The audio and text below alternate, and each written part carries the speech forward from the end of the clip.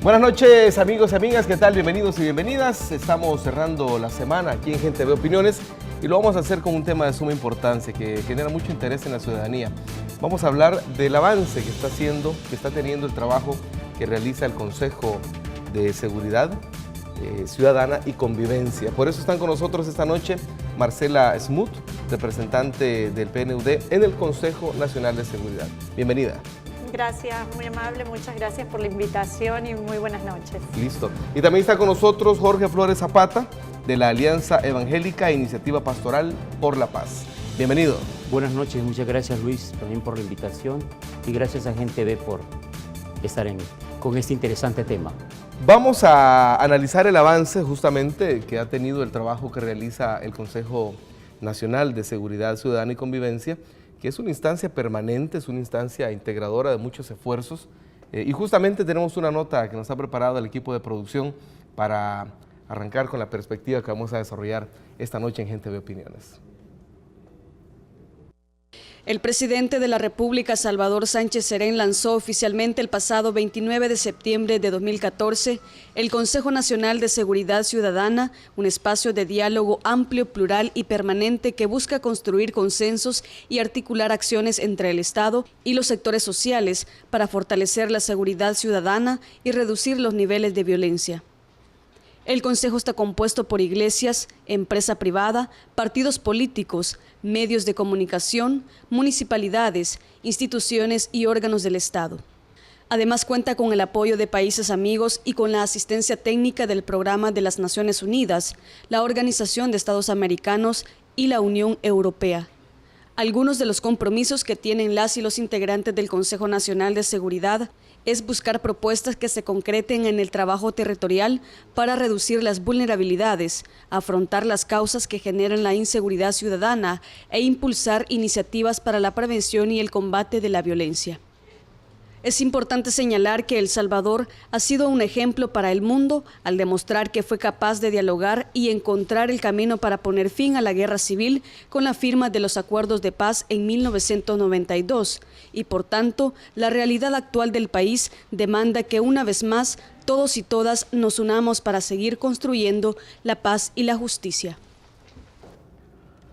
Muchas gracias a Merlin por ese trabajo. Me encanta la parte final y quizás con eso quiero arrancar, porque los salvadoreños y salvadoreñas hemos demostrado que hemos sido capaces de solventar un conflicto, bueno, el más grande conflicto que ha tenido nuestro país, y lo resolvimos de manera democrática. Como dice la producción, hoy el país nos demanda una nueva solución creativa, que nos integre a todos, y como el presidente de la República, Salvador Sánchez Serén, lo ha hecho desde el principio, nos ha pedido que nos unamos como país. El esfuerzo que está haciendo el Consejo a 47 días, ¿cuáles considerarían ustedes, comienzo contigo Marcela, cuáles considerarían que son los avances que ha tenido el trabajo de este espacio de diálogo? Bueno, efectivamente El Salvador es un ejemplo por haber alcanzado la paz a través de la firma de los acuerdos de paz, a través de un proceso de diálogo y de negociación. En este momento, a través del Consejo Nacional de Seguridad Ciudadana y Convivencia, una multiplicidad de actores, representantes de diferentes sectores del Estado salvadoreño, están sentados en una mesa, están dialogando para poder identificar soluciones y, como bien decís vos, soluciones creativas para poder enfrentar de una manera efectiva la problemática de la violencia y la problemática de la inseguridad que afecta a las comunidades y a las personas en El Salvador.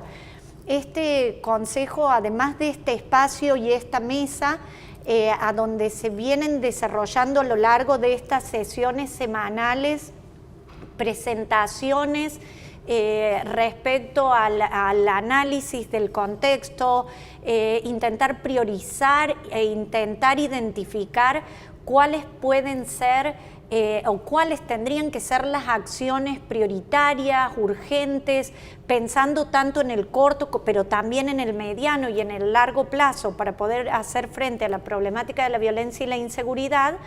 Viene trabajando en estas mesas, pero ha creado también, ha establecido una dinámica para trabajar en mesas mucho más puntuales, en mesas organizadas sobre ejes temáticos que incorporan desde la prevención de la violencia, entendiendo la prevención como buscar acciones para incidir en las causas y también en los efectos de la violencia, en la persecución penal del delito, la atención y protección a las víctimas, el fortalecimiento de la institucionalidad. Y para esto están trabajando en estas mesas y también estableciendo una serie de consultas sectoriales y territoriales que permitan trabajar en conjunto, discutir las problemáticas e identificar conjuntamente respuestas para proponer a las distintas instituciones del Estado salvadoreño y a los diferentes sectores sociales. El problema de la violencia es un problema muy complejo y requiere intervenciones integrales con la participación de diferentes sectores del país, y creo que el Consejo es a donde están reunidos hablando y buscando estas formas para enfrentar de manera más efectiva la problemática.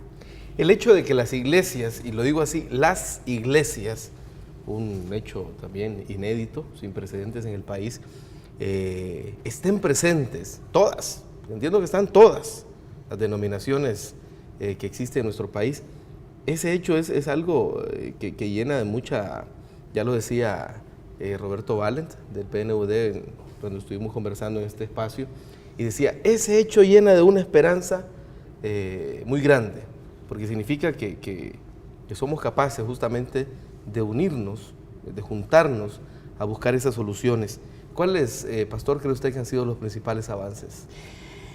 Bueno, como lo ha dicho Marcela, realmente el Consejo, los miembros, los participantes del Consejo están poniendo sobre la mesa ideas creativas que puedan ser propuestas de país. Entonces, para nosotros nos llama la atención el hecho de que en este país sí puede haber esperanza de una solución al conflicto que tenemos como violencia e inseguridad. La idea central es que creamos una visión de país, y esta visión de país nos ayude a que se conviertan en políticas que generen seguridad en las comunidades y en la ciudadanía, en todos los territorios. ¿Por qué la Iglesia tiene esa preocupación de incidir en este espacio? Porque, como dijo alguien, somos ubicuos, nos ubican en cualquier espacio, en cualquier lugar hay una iglesia. Sí. Y esta iglesia tiene una peculiaridad que yo diría que es importantísima tomarla en cuenta, que es un foco de atención, que tiene credibilidad y tiene testimonio. Estos dos elementos permiten tanto a víctimas como a victimarios buscar a la iglesia como refugio, como un espacio donde puedan encontrar esperanza para sus vidas. En ese contexto creemos que la iglesia tiene una voz, y una voz pastoral para acompañar este proceso. Obviamente que usted dijo claramente, todas las iglesias hay históricas, conservadoras, pentecostales, de todo, y eso llena de alegría porque al final es justamente esa unidad en la diversidad la que nos va a ir ayudando a encontrar propuestas concretas para la solución de que a todos nos compete. Aquí no hay nadie, todos estamos identificados con la violencia. Aquí nadie dice, no, mire, yo a mí no me... No, todos estamos vinculados a la violencia. Y entonces tenemos que ser agentes de cambio, y la iglesia lo ve así. Definitivamente que ver tantos sectores, porque justamente esa es la virtud que ambos han señalado, ver a tanto sector representado, uno hace cuentas y no haya alguien que no esté ahí, que no esté presente en ese trabajo. Ahora, Marcela, ¿cuáles son las principales acciones concretas que que pudiéramos señalar que ya se han realizado dentro de este trabajo? Bueno, en primer lugar mencionar que el Consejo ha establecido contacto con los territorios a través de una serie de consultas y con diferentes sectores de la sociedad para entender mejor cómo la problemática, cuáles son las principales problemáticas, necesidades y propuestas de solución, pero concretas, cómo afectan de manera diferente. La violencia no afecta de igual manera a todos los grupos y no hay una única respuesta. Entonces, algo que se hizo fue este trabajo, por un lado, con los municipios, con los territorios, y para esto se trabajó en diferentes vías. Hubo un primer trabajo preparatorio con los municipios, en los cuales se recopilaron los diagnósticos, los análisis de situación que ya tienen elaborados los municipios, los planes de prevención de violencia, que hay prácticamente, hay más de 60 municipios que ya tienen elaborados planes de prevención de violencia, o sea, se recopilaron todas estas cosas que... Perdón, Marcela, y muchos de ellos exitosos. En muchos casos hay muchos municipios que están implementando planes, que tienen muy buenos diagnósticos locales y que tienen planes articulados que trabajan con la participación de diferentes sectores en el municipio, con resultados muy concretos, con resultados que van desde la reducción de índices de violencia, la reducción del temor, una mayor participación ciudadana, un ordenamiento del espacio público. Hay en municipios que puede verse esto, uno lo ve en acciones en municipios bajo el liderazgo de los gobiernos locales, con la participación de las iglesias, con la participación de actores de la sociedad civil, de la empresa privada, como un trabajo articulado en el municipio cuando se conoce el problema y cuando se actúa para responder a esa problemática, cómo logran realmente reducir los índices de violencia. Creo que eso es muy importante porque esto nos muestra, y las experiencias internacionales también nos permiten ver cómo cuando se trabaja sobre la base del conocimiento, con la participación de los diferentes actores, entendiendo la problemática y respondiendo con respuestas particulares a esas problemáticas y respondiendo de una manera integral. No hay una única respuesta realmente, pero cuando uno trabaja con estrategias de prevención de violencia de género, de prevención y atención de violencia juvenil, de ordenamiento territorial, cómo aún en contextos adversos sí es posible transformar y sí es posible cambiar la situación, y eso es sumamente importante porque es muy esperanzador. Y el Consejo lo que ha estado haciendo es recuperando estas buenas prácticas que se dan a nivel nacional, recuperando, conociendo también prácticas internacionales. Por ejemplo, el 21 de noviembre se va a contar con la presencia de la alcaldía, la experiencia desarrollada por la alcaldía de Los Ángeles para trabajar en este tema. O sea, además de recuperar lo que se está desarrollando en el país, conociendo qué cosas dieron resultado, se hicieron también consultas en las que participaron los consejos de prevención de la violencia de 60 municipios en distintos talleres. Y a partir de esta información, el Consejo está sistematizándola y tomándola como insumo para las propuestas que esperamos muy pronto salgan y puedan realizarse para todas las instituciones del Estado salvadoreño y para la sociedad salvadoreña. Tenemos esta diapositiva, Marcela y Pastor, que justamente nos habla de cuáles son los principales problemas, entiendo que se han detectado, ¿verdad? Sí. Podemos ver ahí, por ejemplo, la violencia intrafamiliar, es decir, la violencia que se genera ahí en el seno de pandillas, drogadicción, homicidios, delincuencia común, extorsiones, falta de empleo, sensación de inseguridad, que no es lo mismo que la inseguridad como tal, sino que es el cómo se siente la gente, cómo se percibe la violencia, la circulación de armas de fuego, asaltos en los buses, falta de oportunidades para la niñez. Pero lo interesante es que se plantean desafíos, ¿cómo, verdad? Este trabajo, esto es producto de esa misma, Exactamente. de esa práctica de recibir insumos. Exactamente. Esto es la sistematización que se hace tanto del análisis de los planes locales y de los diagnósticos que ya tienen realizados los municipios, como de las consultas que se hicieron, en las que, como les decía, participan alcaldes, miembros de los consejos municipales, miembros de los comités de prevención de violencia, organizaciones de mujeres, y a partir de esto se identifican los principales problemas, qué es lo que afecta a la vida, en la vida cotidiana a las personas, y en esa diversidad de problemas también se identifican cuáles son los desafíos que tienen enfrente estos municipios para poder hacer frente a esta problemática. Pastor, me encantó lo que usted decía y me quedé pensando justamente en eso, que creo que hay pocas instituciones contaditas y en esas creo que la Iglesia, en su amplia variedad de denominaciones, tiene esa característica que creo que es la institución más territorializada, ¿no es cierto? Claro. Que tiene presencia en todos los lugares. Sí.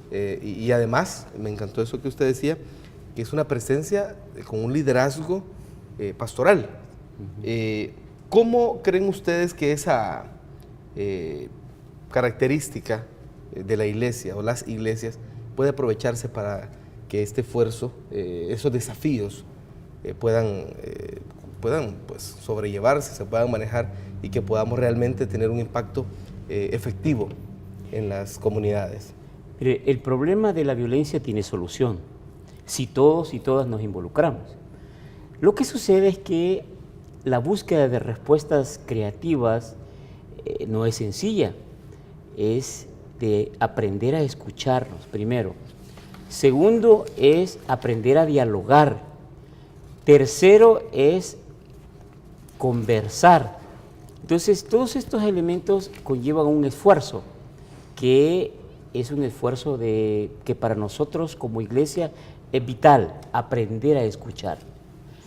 Y aprender a escuchar significa justamente ver con esperanza lo que podemos dar como iglesias desde la perspectiva del trabajo local.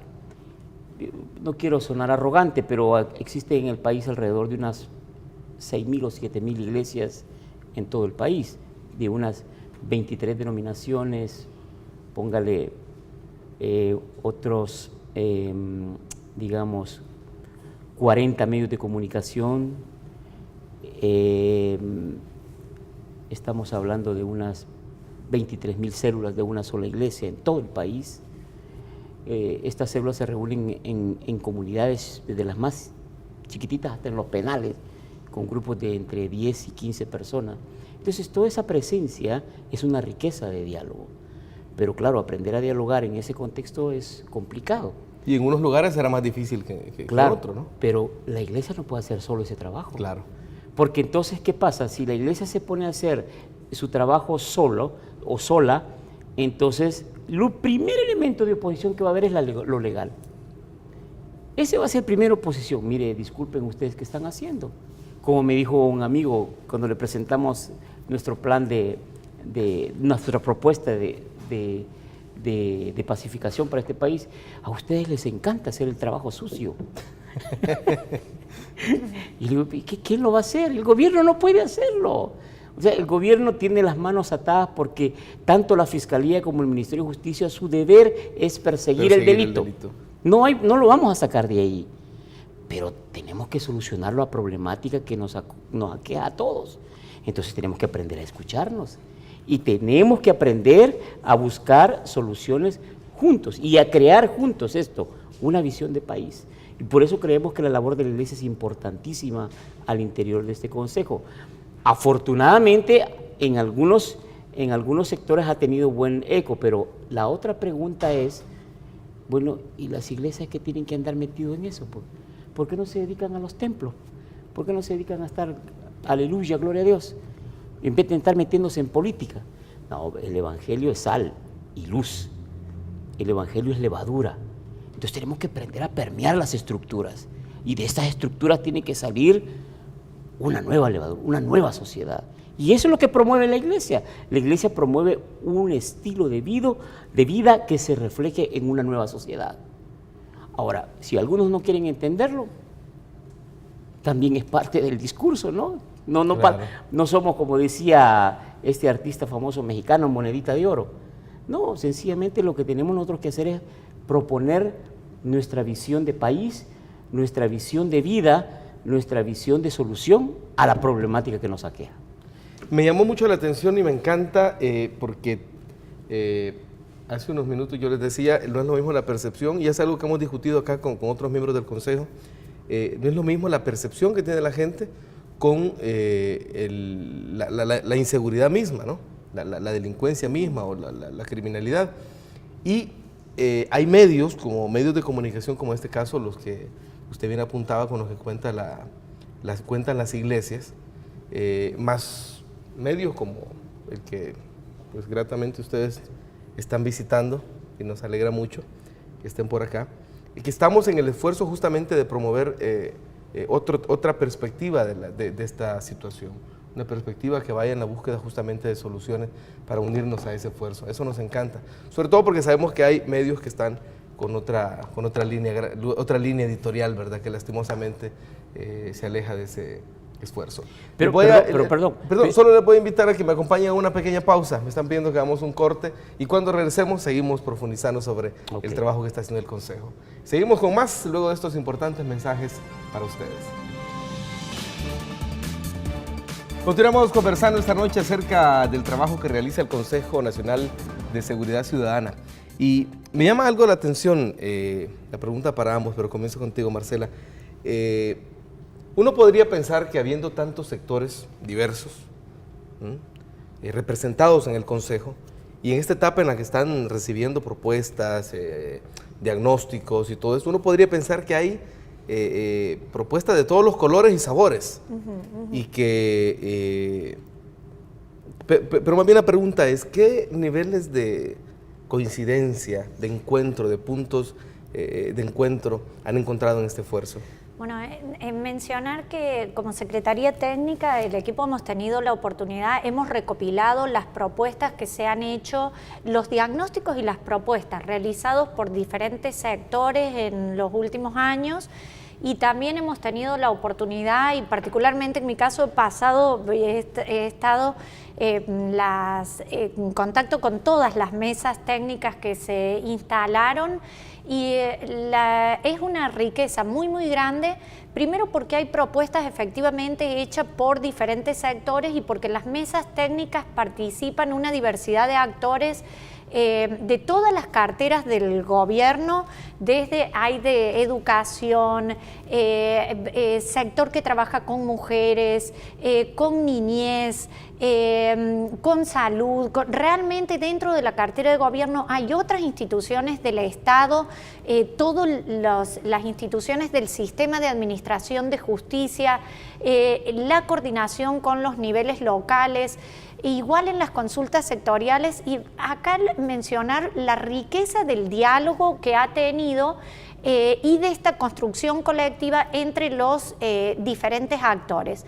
Las propuestas que salen realmente hay muchas propuestas, hay una riqueza muy muy grande de propuestas para hacer frente, y lo interesante de esto es la cantidad de puntos de encuentro que hay entre estas propuestas y la cantidad de coincidencias, de elementos comunes. Creo que hay muchos elementos comunes. Bueno, de hecho, las mesas técnicas, por ejemplo, que se instalaron las 5 mesas técnicas a lo largo de 7 reuniones, hubo 7 reuniones en las cuales se definió la visión de la mesa, a dónde se quiere llegar, se hizo un análisis del problema y se priorizaron los problemas a atender y se identificaron respuestas que podrían darse para enfrentar la problemática, respuestas de corto plazo y de mediano y de largo plazo, como decía anteriormente, pero hay mucha más coincidencia y ha sido posible ponerse de acuerdo en la identificación de problemas, la priorización de problemas y de estas propuestas que son un insumo que el Consejo analizará para hacer esta propuesta más que se estará entregando en los próximos días.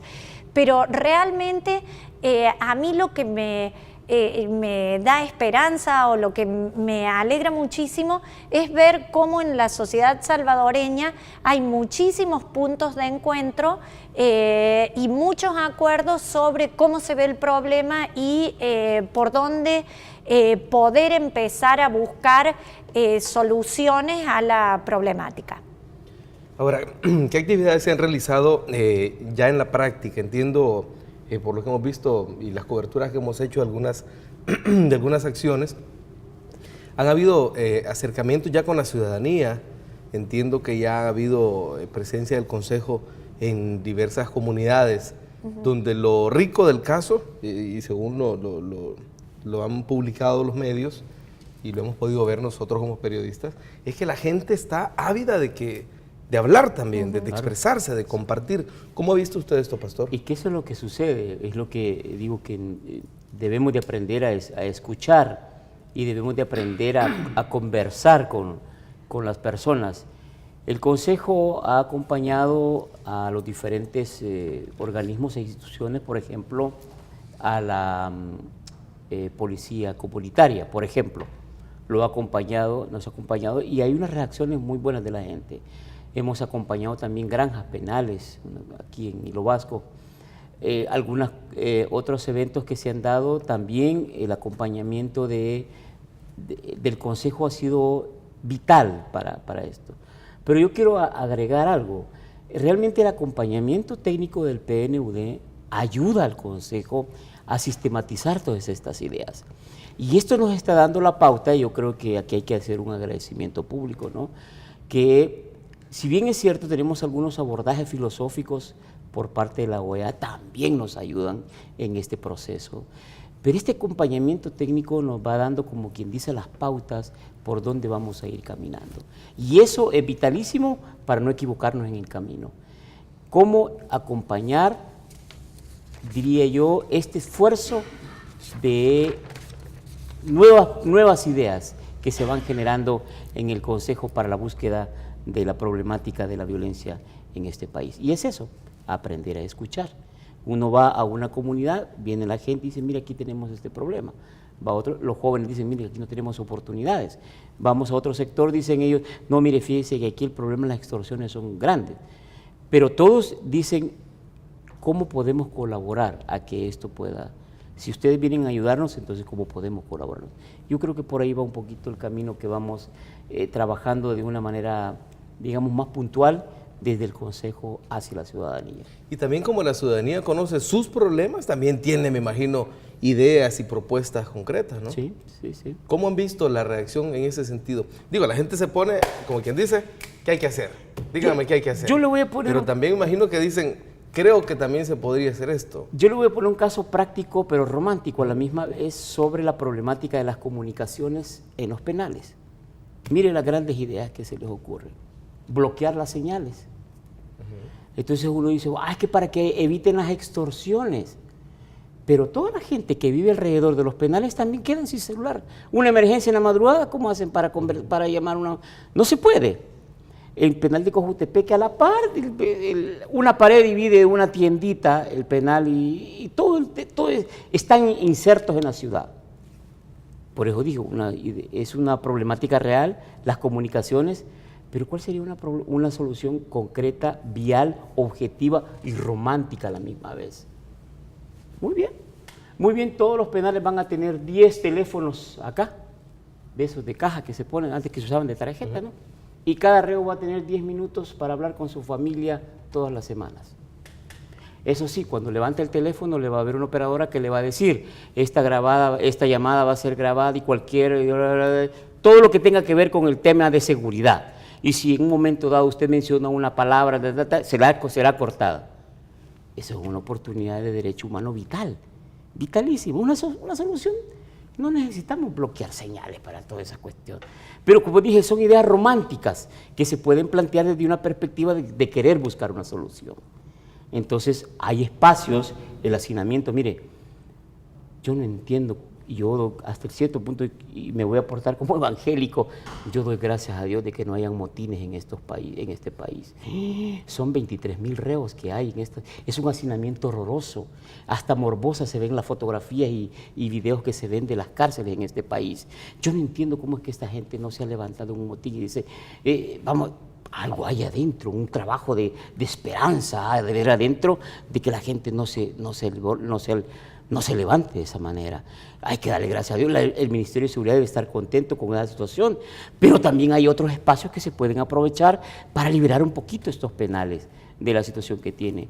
El gobierno tiene espacios donde podría llevar a gente con buen comportamiento, gente de tercera edad, gente con enfermedades terminales. O sea, soluciones hay, pero hay que aprendernos a escuchar y ponerlo sobre la mesa y decir, muy bien, esto es lo que vamos a impulsar como Consejo Nacional. La Iglesia Evangélica puede tener sus buenas ideas, pero van a ir enmarcadas en una propuesta más global, donde la empresa privada, los medios de comunicación, el Ministerio de Justicia, la Fiscalía, Gobernación, van a participar también de todo eso. No podemos nosotros solos aportar una idea que al final va a quedar en el aire. No necesitamos, el Consejo debe y eso es lo que creo que sí debemos de apuntar, debemos de aunar esfuerzos para que todas las ideas apunten a una visión de país, a una visión de futuro, a un plan de nación, como dijo ella, de corto, mediano y largo plazo.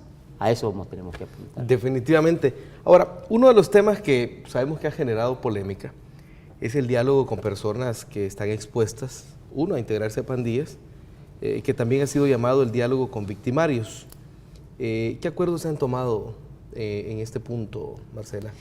Bueno, este punto fue discutido en la última sesión del Consejo esta semana y lo que se acordó es que el Consejo no será el espacio a donde se integren a los victimarios y que el Consejo acogerá iniciativas orientadas a prevenir, a rehabilitar y a reinsertar a personas en conflicto con la ley y que esto se realizará, obviamente habrá un trabajo de las iglesias y de organizaciones no gubernamentales que trabajen en el tema de prevención, como digo, rehabilitación y reinserción en los centros penales o en las comunidades y en el marco del respeto a la legalidad y al Estado de Derecho y obviamente el trabajo que realizan las instituciones que tienen funciones humanitarias. Entonces la discusión y el acuerdo del Consejo va en estas líneas. Es decir, el Consejo está trabajando también una propuesta o las propuestas del Consejo van a intervenciones integrales, o sea, iniciativas que van desde la prevención, la persecución penal, la atención y la protección de las víctimas, la rehabilitación y la reinserción, y en este contexto de rehabilitación y reinserción es donde se toca el tema de los victimarios. Ahora, pero en ningún momento se ha dicho que se van a integrar o que se va a dialogar con, en este caso, las personas que tienen conflicto con la ley. El acuerdo del Consejo es el Consejo no será el espacio donde se integre a los victimarios.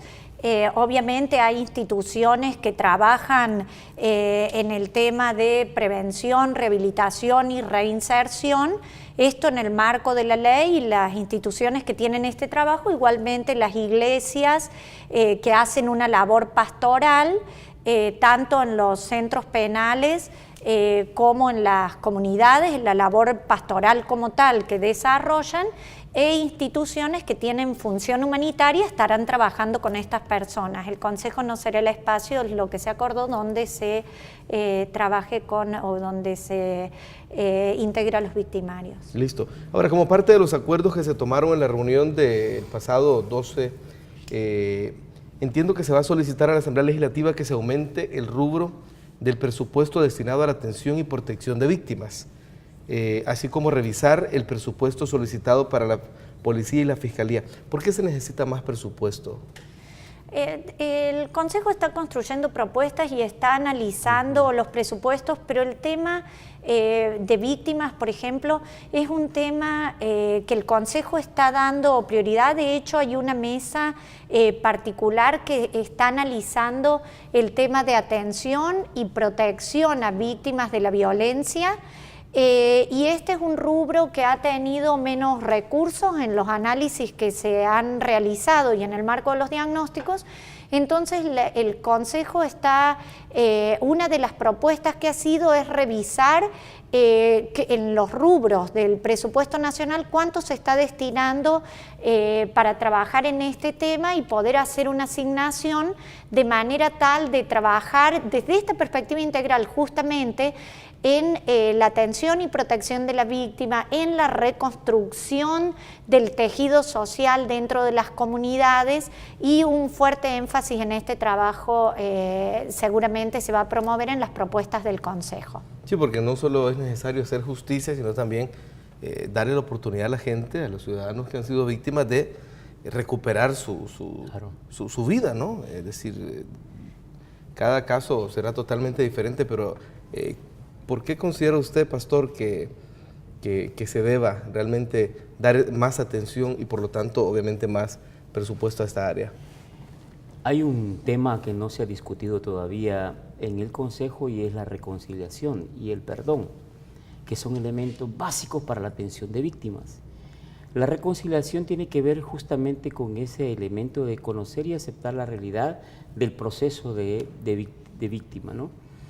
Y el perdón tiene que ver justamente con el hecho de aceptar la realidad, pero que a la misma vez tiene que entender de que la respuesta no la tiene la venganza en sí misma, sino la práctica de las leyes. Por eso es que a mí me gusta, por ejemplo, la Iglesia Católica me encanta que está promoviendo una iniciativa de una propuesta de atención a víctimas desde las parroquias. Justamente es eso lo que se necesita, que la parroquia sea también un espacio de encuentro de personas victimizadas donde podrán tener atención pastoral, psicológica y de reinserción. El problema es que estos temas no se han tocado todavía, de reconciliación y perdón, que son básicos y elementales para poder llegar a una pacificación real, que tampoco se tocaron después de los acuerdos de paz. Después de los acuerdos de paz quedaron flotando muchas cosas que al final, ahorita cuando alguien habla de la amnistía, de derogar la amnistía, se asustan, se van a volver a abrir las heridas. Por favor, si ni siquiera se han cerrado. Entonces, hay muchas cosas al interior de nuestra sociedad que están como efervescentes. Y una cosita media que tenga que ver con la venganza, la gente la estimula. Entonces, ese es un problema que creo que es importante, y los presupuestos para estos tienen que ser, perdón la expresión, tienen que ser negociados, obviamente, porque cada quien, tanto la Fiscalía como el Ministerio de Justicia como otros, van a pedir su porción, ¿no? Pero sí creo que es importante y vital el hecho de que desde el Consejo se deban de impulsar esta redistribución de presupuestos para la atención a víctimas. Definitivamente lo interesante es que ya se le puso el ojo, ya se enfocó este tema que es prioritario. Vamos a invitarles a una pequeña pausa nuevamente. A ustedes, amigos y amigas, acompáñenos porque seguimos conversando sobre el trabajo que realiza el Consejo Nacional de Seguridad Ciudadana. No nos cambie, ya venimos con más. Seguimos conversando esta noche acerca del trabajo que realiza el Consejo Nacional de Seguridad Ciudadana. Y la verdad es que nos sentimos muy orgullosos, sobre todo porque este tema nos compete a todos y todas. De hecho, nosotros como medio de comunicación, como Gente Ve, somos parte de este esfuerzo, somos parte del Consejo Nacional de Seguridad y quiero en mi voz pues expresarles todo lo que nuestros directores, nuestro equipo de producción piensa, porque estamos comprometidos así al 100% con este esfuerzo y nos unimos y lo hacemos nuestro realmente. Ahora, ¿cuál es la importancia, a juicio de ustedes, que participen los medios de comunicación, que participemos y quienes estamos con la responsabilidad de comunicar, de informar, de entretener, etcétera, a la ciudadanía como parte de este consejo? Bueno, yo creo que la problemática de la violencia y la inseguridad es un problema que los distintos sectores de la sociedad salvadoreña pueden aportar para hacer frente. Los medios de comunicación tienen la labor de informar y la labor también de difundir las acciones, tanto lo que pasa en el país como problemática, y también promover, creo que pueden hacer un papel muy bueno en promover y dar a conocer, además del problema, de las manifestaciones del problema, poder informar sobre las causas, poder dar a conocer las acciones que se desarrollan en el país, estas acciones exitosas. El Consejo esta semana, por ejemplo, tuvo la oportunidad de conocer la experiencia de Funda Tamarindo, impulsada de manera articulada, y empezó la empresa privada, sectores de la empresa privada a trabajar en esto, y se fueron incorporando actores del Estado, las iglesias, las comunidades, las ADESCOS, y tienen una experiencia de un trabajo que incorpora desde oportunidades de empleo, oportunidades educativas para los jóvenes, un trabajo en valores, un trabajo en salud, realmente un trabajo desde una perspectiva de desarrollo que ha contribuido a reducir sustancialmente los niveles de violencia. Creo que experiencias como este tipo son muy importantes conocerlas, aprender de ellas y ver cómo se puede trabajar, escalándolo, digamos, a política pública y siendo un trabajo que podría desarrollarse en otros municipios. Hay también municipios, Sonsonate, Santa Tecla, Acajutla, hay muchos municipios donde se viene haciendo un trabajo similar. Ciudad Delgado está trabajando en estas líneas, Zacatecoluca, muchos municipios que se me quedan ahora. Y en este sentido los medios de comunicación, creo que poder difundir esto también puede ser una contribución muy importante para llevar también un mensaje de esperanza a la sociedad salvadoreña y poder marcar esto, que sí es posible cambiar la situación cuando se trabaja sobre la base de conocimiento, de manera articulada, respondiendo a la problemática a través de diferentes intervenciones y de diferentes estrategias, de una manera muy integral, y trabajando tanto sobre las causas que generan la inseguridad, aquellos factores posibilitadores también de la violencia, así como también haciendo frente a las distintas manifestaciones de violencia que se ven cada día en las comunidades. Y quizás, y como más importante, y tú lo apuntabas, y nosotros tenemos eso como compromiso, es visibilizar aquellos esfuerzos exitosos que nos dan la pauta de cómo se pueda actuar en otras experiencias. Como Gente B estamos comprometidos con eso. ¿Cómo ve usted esto, Pastor? Para mí los medios de comunicación son claves para promover una cultura de paz. Y esta cultura de paz tiene que tener algunos elementos como que nos enseñe a vivir en armonía, que nos enseñe a comprender, entender qué significa el respeto mutuo, respetarnos, ¿no? A ser inclusivos, a ser abiertos al diálogo, a ser solidarios. Esta cultura de paz nos va a ir ayudando a ir fomentando estos valores que nuestra sociedad tradicionalmente los ha ido perdiendo. Y los ha ido perdiendo no por intención, sino que los ha ido perdiendo porque se ha perdido desde la familia la promoción de esos valores. Así que los medios para mí son claves para esto de promover una cultura de paz. Yo creo que definitivamente si la sociedad logra unirse, esto tiene solución. Ahora, ¿qué mensaje le envían ustedes a la población que también tiene la responsabilidad de prevenir la violencia? También tiene la responsabilidad de participar. ¿Cuál es el mensaje que le podrían ir enviando ustedes a manera, digamos, de conclusión a la ciudadanía? Yo creo que algo que es muy importante es repetir esto, que el problema sí tiene solución, aún uno que ha podido acompañar experiencias y revisar experiencias tanto en el país como en otros países, que aún en contextos adversos sí es posible.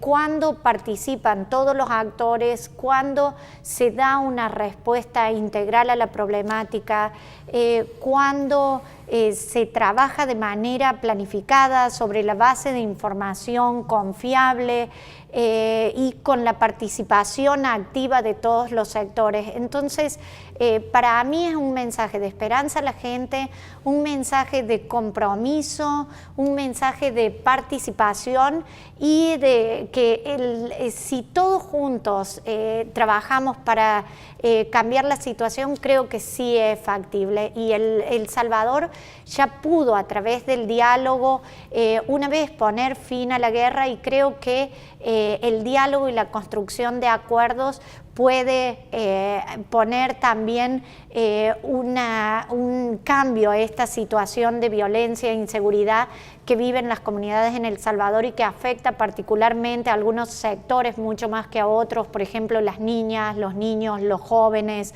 las mujeres.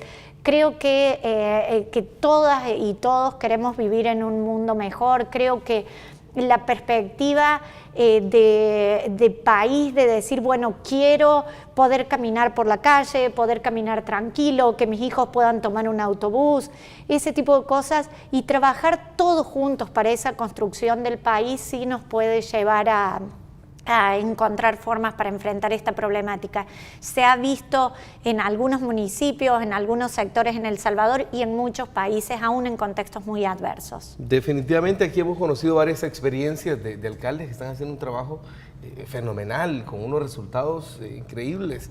Hace unos días entrevistábamos al alcalde de San José Las Flores, un esfuerzo comunitario desde la municipalidad, pero que está dando unos resultados muy valiosos. Pastor, su llamado a la ciudadanía para que también sea parte de esta solución que estamos buscando como país. El 97% de la población en este país es cristiano, católico y evangélico, ambos. Y ambos creemos en la oración. Y yo hago un llamado a este pueblo cristiano de este país a que ore para que Dios responda y que este esfuerzo que ha iniciado el gobierno con la sociedad civil pueda tener una respuesta y obre en los corazones de los que están ahí. Y una advertencia para todos aquellos que oran. Orar es peligroso porque Dios responde. Y eso es una cosa que tenemos que tener muy claro. Como dice aquella expresión, ¿verdad? Cuidado con lo que deseas, porque se te puede cumplir. Sí. Ojalá que aquí también aplique eso, porque creo que todos deseamos la paz, construir esa paz. ¿Cuál es la expectativa, Marcela, del trabajo para el próximo año? Porque sabemos pues que es un esfuerzo permanente, continuado. Sí. ¿Cuál es la expectativa para el próximo año? Bueno, el Consejo tiene 2 etapas de trabajo. Este año fue prácticamente en estos 2 o 3 meses del año, ha trabajado en la construcción de un plan de acciones, está trabajando en realidad en la construcción de un plan de acciones prioritarias y urgentes para enfrentar la problemática, acciones muy concretas para promover que desarrollen de manera articulada las distintas instituciones del Estado y la sociedad. Y esto esperamos que a finales del mes de noviembre esté una propuesta ya trabajada en todas las mesas técnicas, que la esté discutiendo el Consejo y presentando a la ciudadanía, y el próximo año el Consejo poder continuar trabajando en lo que es el acompañamiento, la implementación de estas propuestas que surjan, así como también el monitoreo del avance de los resultados que esperamos que sean muy fructíferos. Y entiendo que la próxima reunión es el miércoles 19 de noviembre, a partir de las 8 de la mañana en Casa Presidencial. Pastor, la expectativa que tienen las iglesias del resultado que se pueda tener en este esfuerzo. Bueno, con mucha esperanza en que pueda ser una realidad. Obviamente que es las expectativas en medio de la incertidumbre no generan mucha esperanza, pero sí animar a nuestra gente que sí hay esperanza y hay que mantenerla. Perfecto. Yo no tengo más tiempo que para agradecerles el que hayan venido, el que hayan aceptado esta invitación. Recibirles aquí en este espacio es para nosotros muy, muy importante porque primero nos permite justamente indicarle a la ciudadanía, mostrarle a la ciudadanía que se está haciendo un gran esfuerzo, un gran trabajo coordinado y somos parte de ese esfuerzo también. Así que muchas gracias realmente por habernos acompañado esta noche. Gracias a ustedes por la invitación y el espacio. Gracias a ustedes, amigos y amigas. Les invito para que se queden con la programación de Gen TV. Hay mucho más para ustedes, hay mucho más para todas y todos aquí en este canal. Buenas noches.